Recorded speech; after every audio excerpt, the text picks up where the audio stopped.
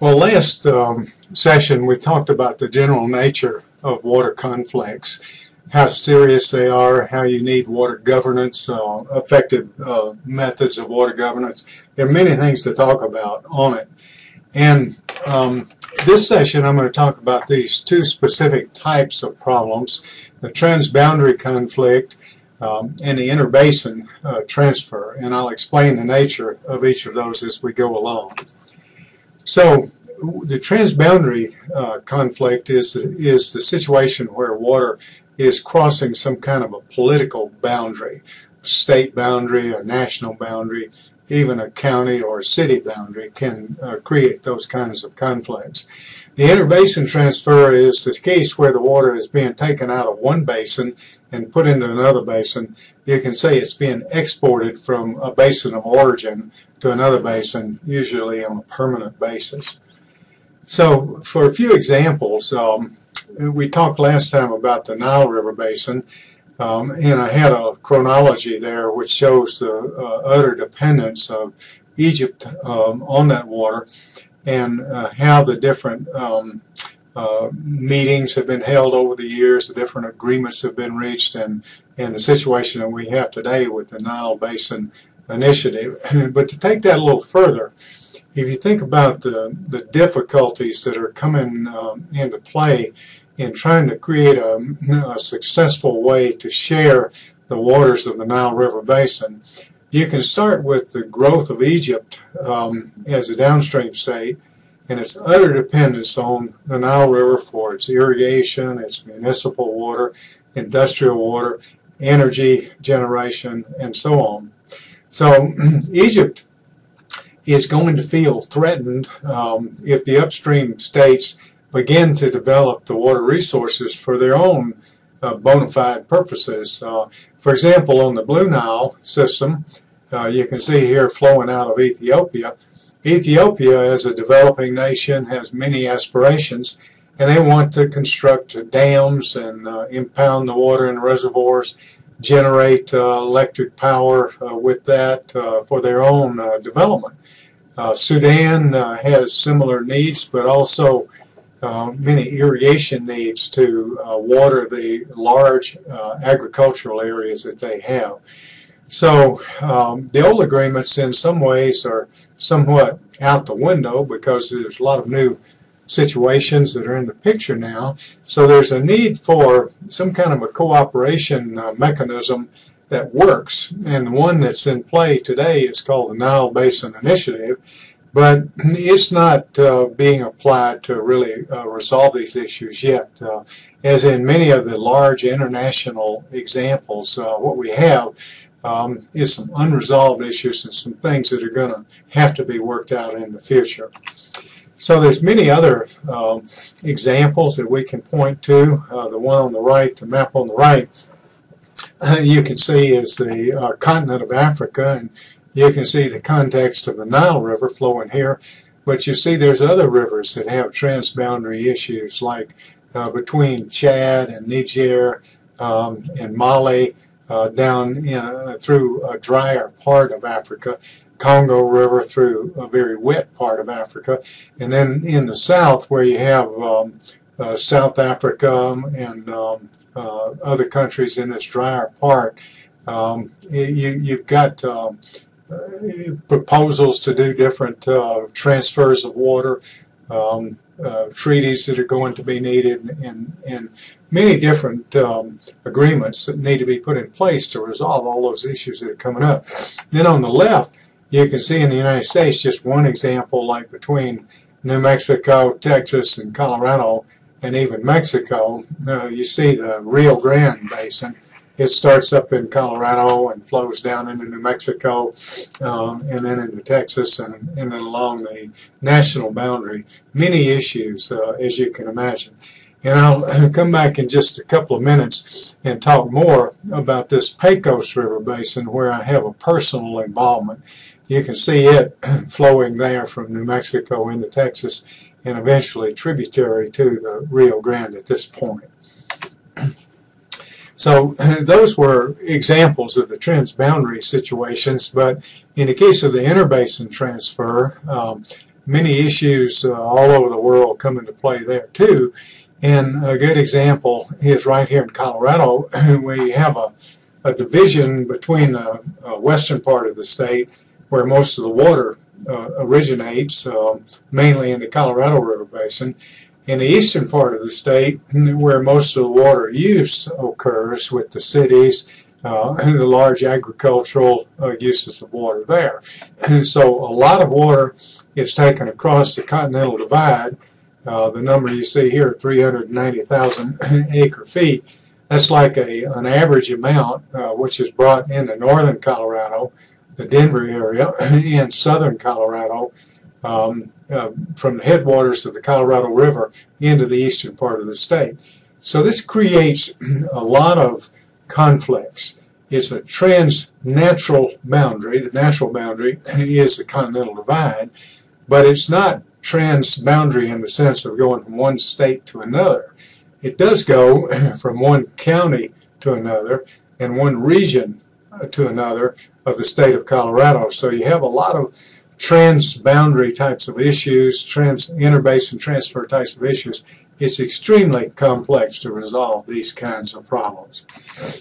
So if we try to develop then a way that you can look at these issues and have a classification system, the way that I've set it up is transboundary problems is one type of problem, and then interbasin transfers is another type of problem. Transboundary problems can occur with a lot of different scenarios. I've shown 6 here. You can have the water allocation across borders. You can have water quality issue across borders, like one state has got an industrial plant just above the state line and they're releasing pollution across the state line. You can have a lake that straddles borders, like the Great Lakes of the United States. You can have a river that forms a boundary, like the Rio Grande, which I showed a minute ago. You can have cross-border aquifer systems, and then you can have all of the above in complex issues with a lot of borders and a lot of issues. And then you can have the interbasin transfers as a sort of a different kind of a problem from the transboundary conflicts. So all of these require some unique approaches to solutions. You need to have integrated approaches. You need to have some kind of an integrated solution, equitable apportionment. You need to share the risk, share the financial responsibilities, and work out something which is good for everybody. Now this is easy to say and hard to do. That's where really you could say the rubber meets the road on these transboundary problems. They're tough to work out. It's the devil in the details that really gets us there. The other type of issue, the interbasin transfer, there's not really any way to share that much because you're basically exporting the water from one basin to another. So if you have to do that, the way to come up with a solution approach is to have some kind of a compensatory mechanism so that the losing basin doesn't lose everything. There's a way that they're compensated. And we could discuss some specific examples of that. There won't really be a lot of time in this session to do that, but that's the basic approach which has worked in cases where we have some success. So when it comes to the transboundary problem, I've got 2 or 3 examples to cite here, a couple of them in general and one more specifically, the Pecos River, where I have the personal involvement. So looking at the general cases, I've got 2 international versions there to look at. One, the Indus River system between India and Pakistan. The other, the Great Lakes between Canada and the United States, and several states in the United States. Look over here first at the Indus River Basin and imagine the high degree of dependence of Pakistan and India on this river system for irrigation and other uses of water such as hydropower development, and how countries which don't have a history of getting along with each other have to develop some kind of a mechanism, some kind of an approach to manage that and share the water without conflicts being exacerbated and made worse by not following through with agreements of different kinds. And then look at the Great Lakes situation. It's a series of lakes straddling boundaries of different kinds, boundaries between U.S. states, boundaries between the U.S. and Canada, and many different issues to work out.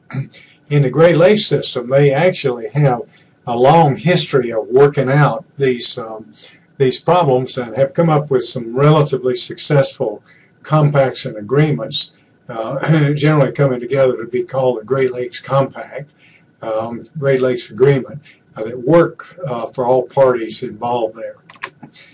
Now, I want to tell you just a little bit more about the Pecos River because of my personal involvement for many years now, and having insight on how this system developed and how it works now, and what the nitty-gritties are of making a transboundary water agreement work out in practice.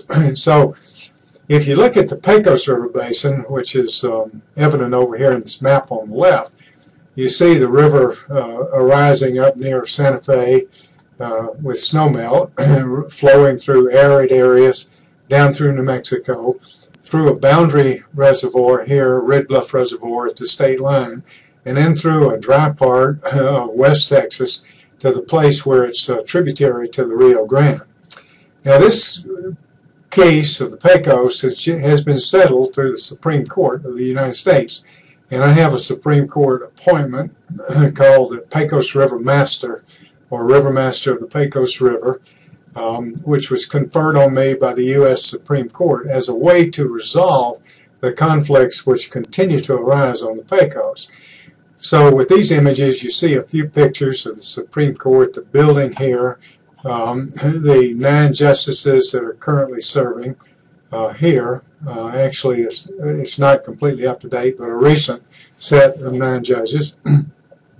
And then down below you see Justice Byron White, who is now passed away, but was a local Colorado native, grew up near Fort Collins here, became a football star at the University of Colorado, later worked in the Department of Justice with Bobby Kennedy, and was appointed as a justice to the U.S. Supreme Court by President John F. Kennedy.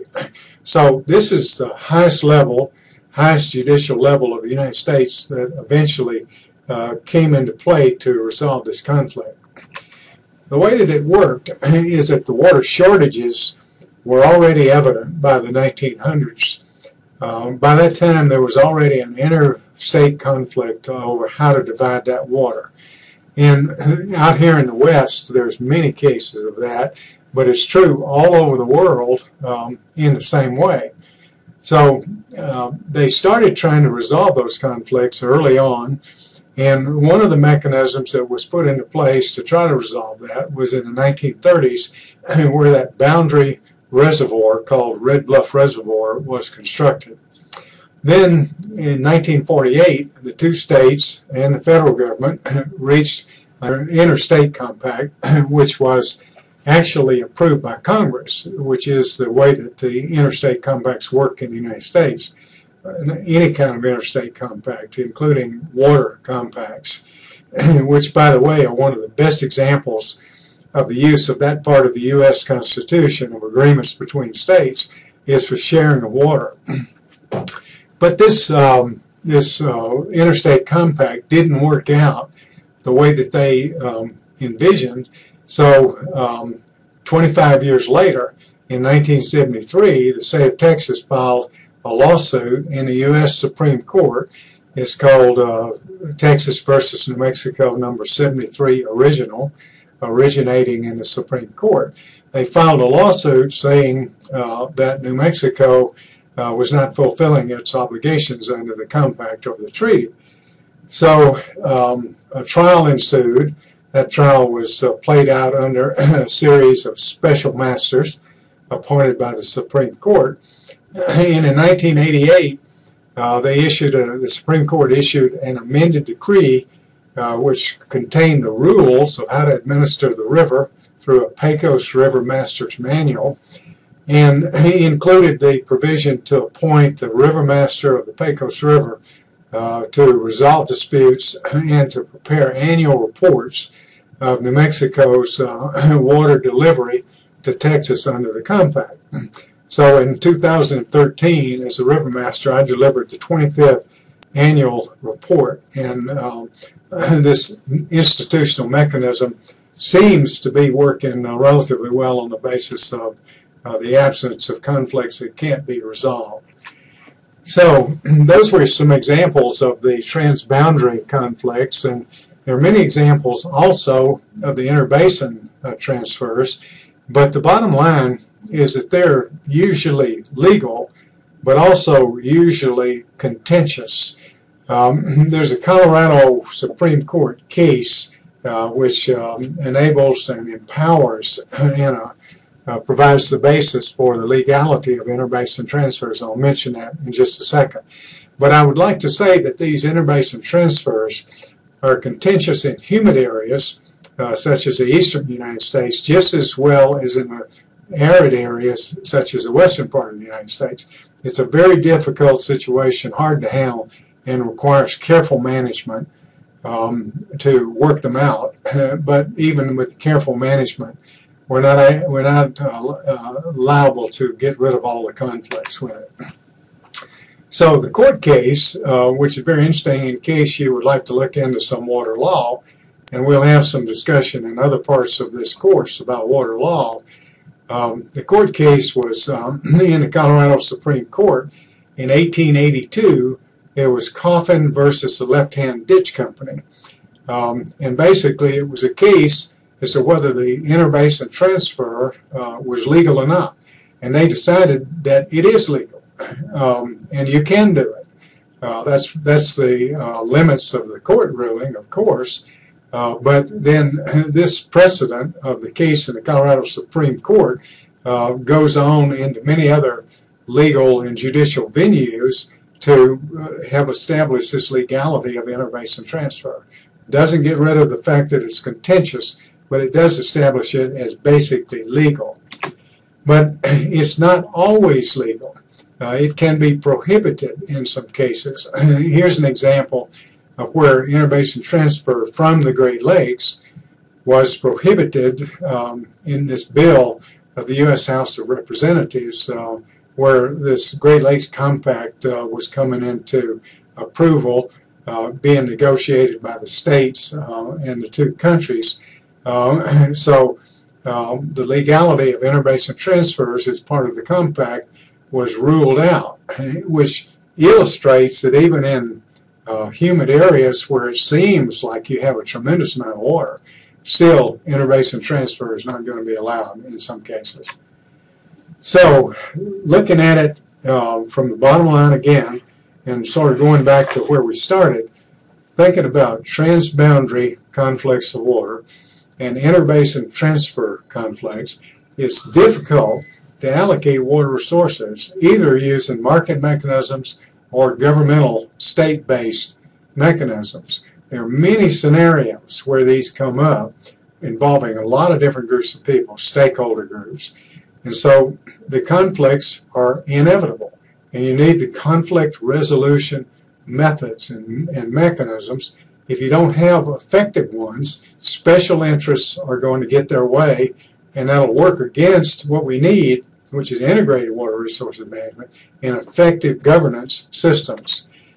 We talked about the governance that's needed and why it needs to involve fundamental institutions of the government, starting with the rule of law, peace, ways to resolve conflicts all through societies with a lot of different institutional mechanisms, organizations, plans, and strategies. You need all of that if you're going to be able to work out these water conflicts.